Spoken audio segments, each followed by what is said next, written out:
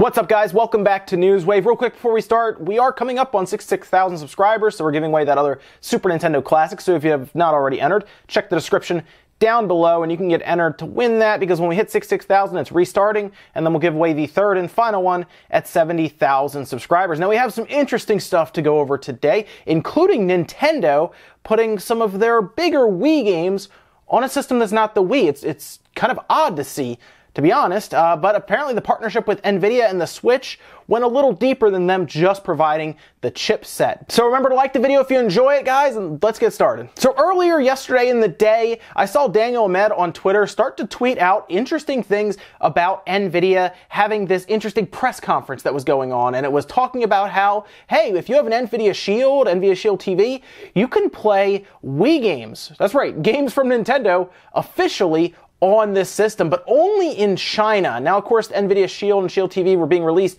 in China, and I guess they wanted to make a big splash by bringing something to the table that they have not had, well, in a long time. That's Nintendo games. Now, if you don't know, China had a ban on game consoles for a long time, like from the early 2000s, and only up till recently in 2015 did they lift that ban. Now, Nintendo was there in 2003 to a degree. Now, Shane Lewis at Rerez actually did a full video on the iQ player. It was kind of a plug-and-play device that would let you play certain Nintendo 64 games, and to a degree, it actually played them better. But because it was a plug-and-play system, it wasn't technically considered a game console you put cartridges in or anything like that. So they kind of got around the rules and were able to release that. But since then, Nintendo's been pretty much absent from China. So this is a bigger deal than it just playing on another system. While that is a big deal, it's still, I mean, Nintendo games are now back in China technically. So we saw several clips on Twitter from Daniel just tweeting out all these different things with different games that they're going to be there. Zelda Twilight Princess, Mario Galaxy, New Super Mario Bros., and then apparently Metroid Prime, I don't know if it's going to be the Trilogy Pack or just Metroid Prime 3, is making its way to the Nvidia Shield TV at a later date. But apparently these are all remasters, and it looks pretty cool. In fact, we did get some actual PR statements from Nvidia saying, extending the business relationship that brought Nvidia technology to Nintendo Switch, some of Nintendo's most beloved Wii and Nintendo GameCube titles are officially headed to China for the first time. New Super Mario Bros. Wii, The Legend of Zelda Twilight Princess, and Punch-Out are remastered in 1080p and available on the China version of Nvidia Shield released today. Shield owners in China will be able to download and play select Wii and Nintendo GameCube titles, with others coming soon. Among them, Super Mario Galaxy. These amazing games have been provided to Nvidia under license. Customized for the China market, Shield is a completely localized device with local content, store, search, and more. Shield will bring Chinese customers brand new experience in gaming, AI, and home entertainment with Baidu's Duer OS, conversational AI system, and abundant entertainment options from IQIY. Now, this is where things get a little confusing, because I'm sure you, like myself, were thinking, whoa, they're getting these games, Wii and GameCube games, running on Tegra processors natively, like straight up. And it sounds like from that press release they are, but then we see kind of conflicting reports where it sounds like they're going to actually be streaming these from Nvidia servers called GeForce Now. It's kind of an initiative they did where even if you don't have the best computer, you can kind of use their servers to help your computer play them, kind of like what OnLive was doing, where you'd rent a server essentially or a computer and play it over the internet. And that's kind of what people are thinking this is. But then we just read their press release and it sounds like you're downloading them locally and playing them.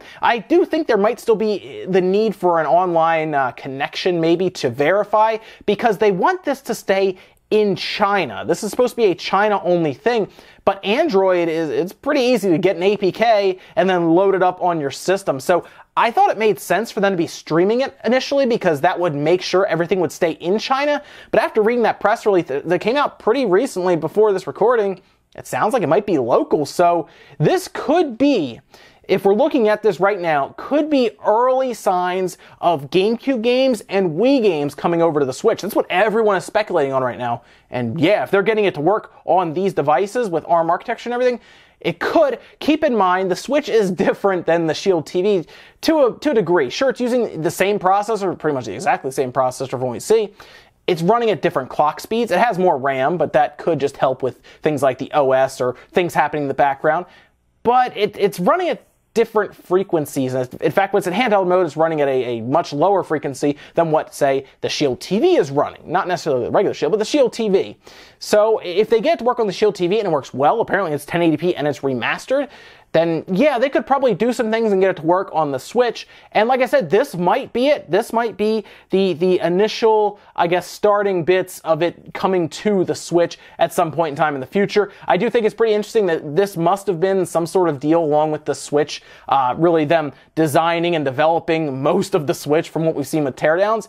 This had to have been something in there. Nintendo must have thrown that in there to help sweeten the pot, since Nvidia gets first crack at the Chinese market with a Nintendo property. That's big for Nvidia, and honestly, that'll probably help move a lot of Nvidia Shield units with the idea of Nintendo games that they might not get on the Switch right away. Either way, there's still a lot of information to come out, but let me know what you guys think about this. I think this is super interesting to see. Nothing over here, though. Obviously, this is strictly for China. Although if it's local, I don't see any reason why these APKs will not be ripped from the system and then translated and brought over for people with other Nvidia Shield TVs to use here. Next up, I want to talk to you guys about something I saw was pretty cool online. It's more so for VR. So if you have a VR headset of some kind that you use for a computer, get ready because this looks pretty fun. It's called MOVR. So it's kind of for emulators, obviously MUVR. And what it is essentially you put the headset on and it will scan your local folders that you have set up. So maybe you have one set up for ROMs. And then right in front of you, in what looks like kind of a bedroom from the 90s, all of your cartridges and discs will pop up. So if you have N64 ROMs, for example, you'll get N64 cartridges in front of you. PS1 discs, you'll have PS1 discs in front of you for PS1 ISOs. Same thing with Super Nintendo games. They're also thinking about adding things like MS-DOS games. And this is a really cool idea for VR. They're also going to go one step further with it. They're going to let you do things like hang out with your friends, essentially, I guess in an online environment, in your room, and they'll have basically TV stations that are essentially streams of like 80s and 90s programming, and they're going to have things where you can pretty much get magazines off the wall and flip through them like it's the 90s. It's pretty much what you had as a kid if you grew up in the 90s, just virtualized, I guess. I like the idea. I think it's a pretty creative way to use VR, and it's supposed to be free. So they do take donations at this point, and it looks like a cool project that I would like to see actually happen and really come out, because it looks kind of neat. Next up, let's talk about Mega Man 11. Of course, we got a bunch of information about it, specifically the announcement that it exists, a trailer. And there are some things about the trailer that I picked out that I wasn't too sure what was happening there. Specifically, I remember looking at the end, there were the gears underneath the health bar. I had no idea what was going on there. Now, we also talked about Game Informer having the full cover story for it, and some more information came out in the cover story that I think some of us already knew about, but it was good to have confirmation. Let's go over some of these details here. Now, there will be several different difficulty options ranging from normal up to one that they call superhero that's for the veterans. The Robot Masters are all former allies of Dr. Light, and yes, you can attack all 8 of them in any order you want, so you will be pretty much able to pick any one you want, which is good because if you're more of a Mega Man veteran, you understand sometimes they split them up. You know, you tackle 4, there's a cutscene or like a mid-stage, then you tackle the next 4, and there's a weapon wheel for the right stick. So what happens here is it's like a quick select. So if you use the right stick, well, you can then pick between any of your different powers that you have mapped. I guess if you remember them, no word if you can customize that wheel. I would like to be able to do that because, well, it would be easier to kind of set it up how I can remember or which powers I use more than anything else. I'm sure most people know that they use like 2 or 3 powers at the most throughout stages and then switch to the ones they needed for any bosses that were weak against it. And then we got some confirmation as to what those gears would do, at least a little bit. According to them, it is a new gameplay mechanic that's just going to add a lot to the gameplay. And I remember at the end of that trailer, basically Mega Man went into this massive destructive like mode where he was just blowing up everything in front of him, and those gears were spinning really fast. So it might be something where you build up power. There were Mega Man X games where you'd get like a chest implant and like a chest armor, and then you would take damage, and when a bar filled up, you'd be able to unleash this massive like full screen explosion. It might be something similar to that. that, whereas you take damage, that you then have a bar that fills up and then can unleash it on everyone in front of you and attack them. That's more my speculation there, since they didn't really tell us too much, just that it'll be a new gameplay implementation for the Mega Man series. We didn't really have that in Mega Man from what I remember, but we had it in X. And in our last bit of news, let's talk about God of War 4. It's coming up, at least we believe it is, because I think it's supposed to be in the first quarter of 2018 is what we've heard, or just early 2018. And we're coming up on the PlayStation Experience, where I'm positive they're going to give us a release date for it, since we're coming up on that first quarter.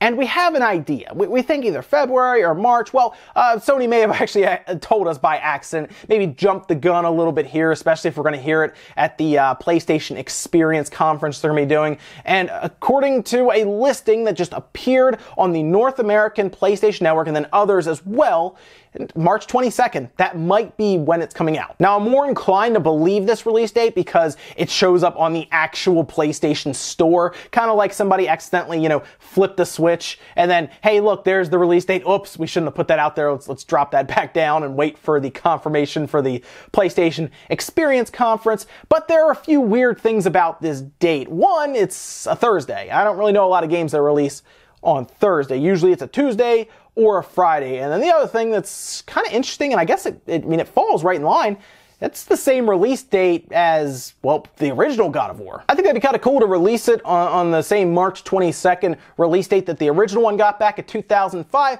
I don't know how many people will be able to connect those dots, though. I guess if you're a big God of War fan, you could probably make that connection, but Thursday is just a weird day to release it. Like I said, Tuesday or Friday usually. Generally, you don't really get those. I think it was it Injustice that had that weird Wednesday release? No, it was Destiny. Destiny had that really weird Wednesday release that kind of caught me off guard out of nowhere. So I guess it's possible. It at least lines up where I think it would be, right in March somewhere, since February I know they have the Shadow of the Colossus game coming out, and March could use something like a God of War 4 that looks like it's going to be a really interesting God of War compared to the original, since they're kind of ditching that heavy action kind of button masher. It looks a little more like you're going to be not as fast, be a little slower kind of going, and more story and more interesting characters. So I'll look forward to it, but we'll keep our eyes out this Friday when we have the PlayStation Experience going on. I think we'll have a lot of fun, and that's probably, to be honest, where we'll see an absolute solid release date. We'll just see how close this listing ended up being. Ladies and gentlemen, that is it for Newswave today. Make sure you hit that like button if you enjoyed it, guys. We do news here